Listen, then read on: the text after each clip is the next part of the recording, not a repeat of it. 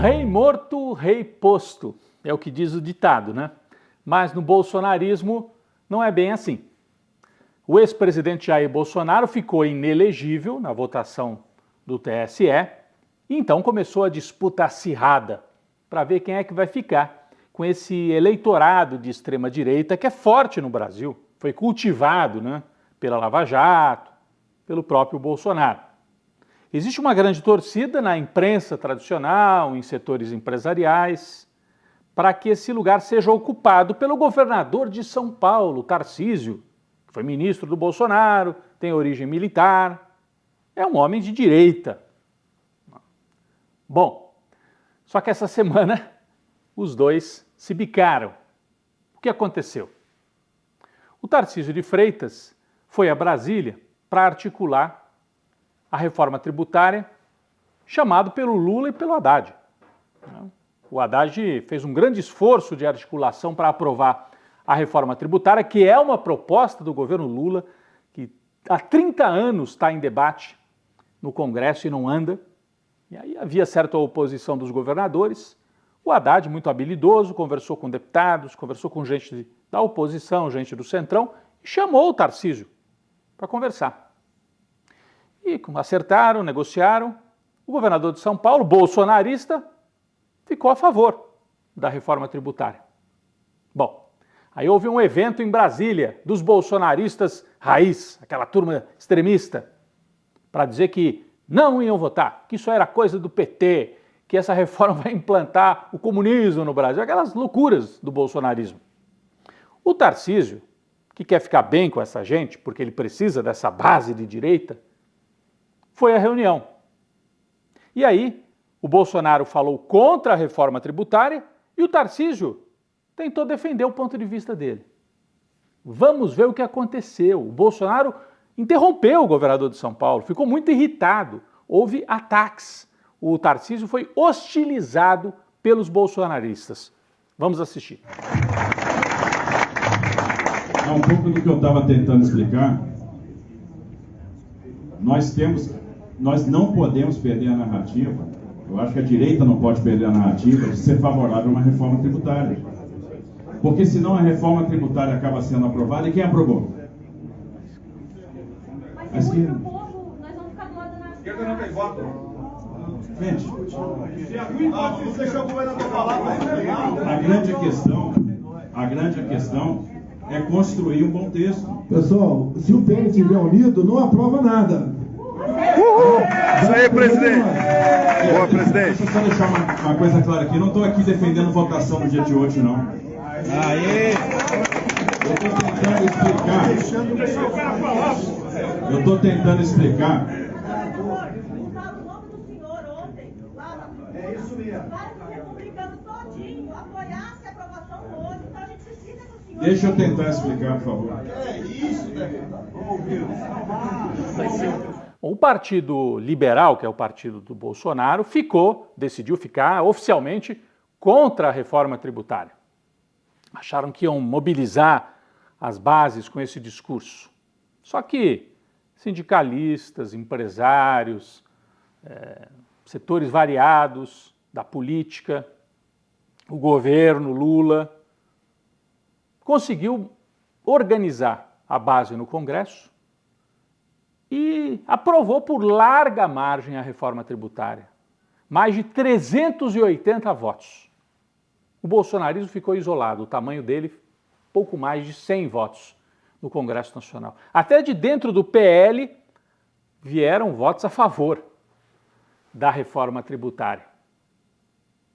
Só para lembrar, o Tarcísio é de um outro partido, é do Republicanos. Ele é bolsonarista, mas é desse partido Republicanos, que é ligado à Igreja Universal e que negociou para aprovar também a reforma tributária. O bolsonarismo mostrou o tamanho dele no Congresso. 100 votos, um pouquinho mais. Do lado da reforma tributária ficaram os apoiadores de Lula e o centrão do Arthur Lira. Daqui a pouco nós vamos falar sobre isso. Bom, essa derrota do Bolsonaro e essa divisão na extrema-direita entre bolsonaristas e a turma do Tarcísio, quer dizer então que a extrema-direita perdeu força? Não. E a gente observa isso com uma pesquisa que saiu nesta semana. Pesquisa Atlas. Tem vários itens importantes. Bom, primeiro, a popularidade do Lula melhorou mais um pouco. Não é assim uma popularidade estrondosa, mas são dados interessantes. Olha, de abril, que era a última pesquisa, para agora, a popularidade do presidente subiu de 50% para 53%. Mas a desaprovação ainda é alta, 46%. Então a gente tem 53 aprovam e 46 desaprovam o presidente. Bom, e o governo, a avaliação do governo? Ótimo, bom, 43. Ruim, péssimo, 40. Então vocês reparam que o Lula está com saldo positivo, mas por uma margem pequena.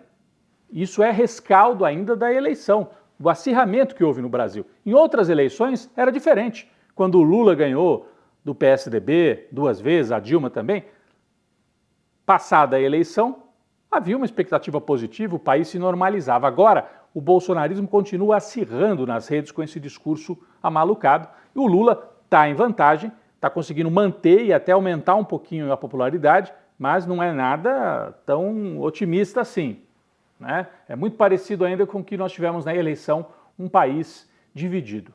Bom, e sobre o Bolsonaro, o que a pesquisa mostrou? A mesma pesquisa Atlas. Perguntaram, você concorda ou discorda do TSE ter tornado o Bolsonaro inelegível? 51,8% concordam com a decisão e 44% discordam. De novo, é uma margem pequena, sempre desfavorável ao Bolsonaro. Isso que é importante observar.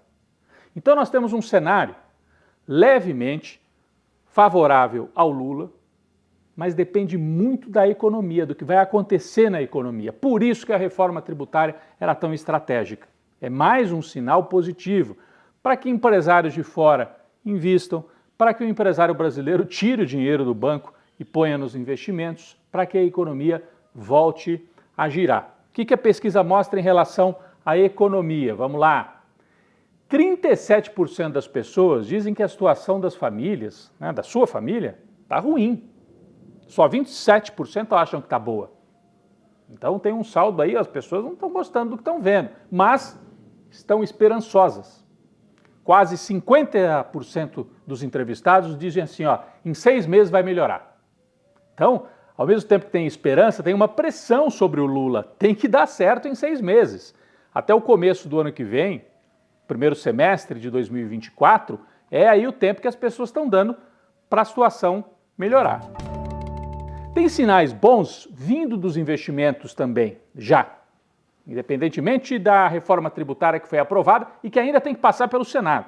Ainda vai demorar aí algum tempo no segundo semestre. Bom, uma montadora internacional importante, a Volkswagen, instalada no Brasil há muitos anos, anunciou um grande plano de investimentos no país, mostrando que está apostando na recuperação da economia e do poder de compra do brasileiro.